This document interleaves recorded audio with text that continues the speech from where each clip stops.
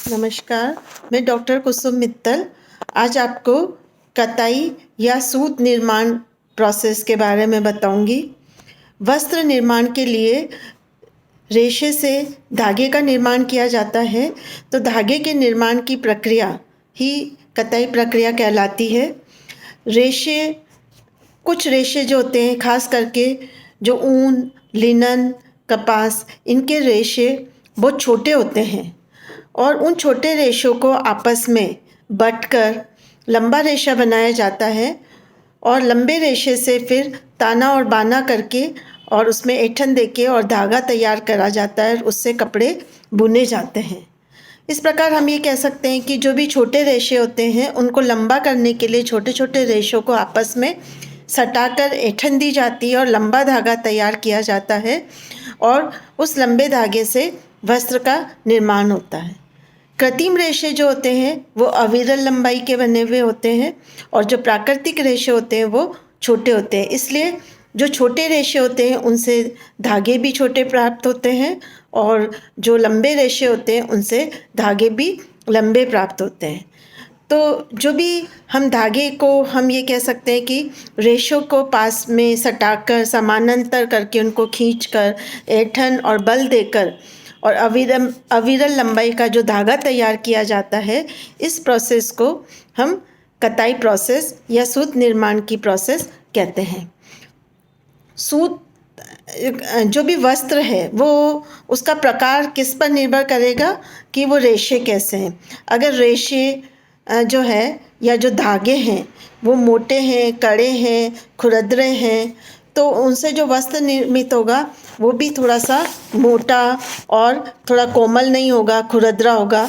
लेकिन कुछ रेशे ऐसे भी होते हैं या कुछ धागे ऐसे भी होते हैं जो कि चिकने होते हैं, कोमल होते हैं, चमकदार होते हैं, बारीक होते हैं। उनसे जो वस्त्र निर्माण होता है वो भी सॉफ्ट होगा, चमक वाला होगा। जैसा देखते हैं ना हम लोग कि खादी के जो वस्त्र होते हैं वो थोड़े खुरदरे होते हैं, मोटे होते हैं, क्योंकि उसमें जो धागे होते हैं वो मोटे काम में लिए जाते हैं। और सिल्क के कपड़े का जो कपड़ा होता है वो मुलायम होता है, चिकना होता है, चमकदार होता है, क्योंकि वो बारीक रेशों से निर्मित होता है।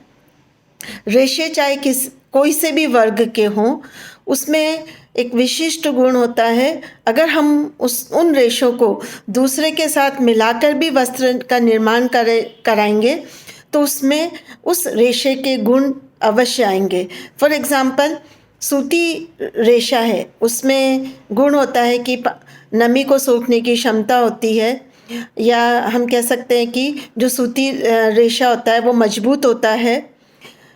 अगर हम उन सूती रेशे को सिल्क के साथ मिला देंगे तो उस कपड़े के अंदर सिल्क के भी गुण आ जाएंगे और कॉटन के भी गुण आएंगे। ऐसा नहीं है कि मिक्स करने से एक अपना गुण जो होता है वो खो देता है।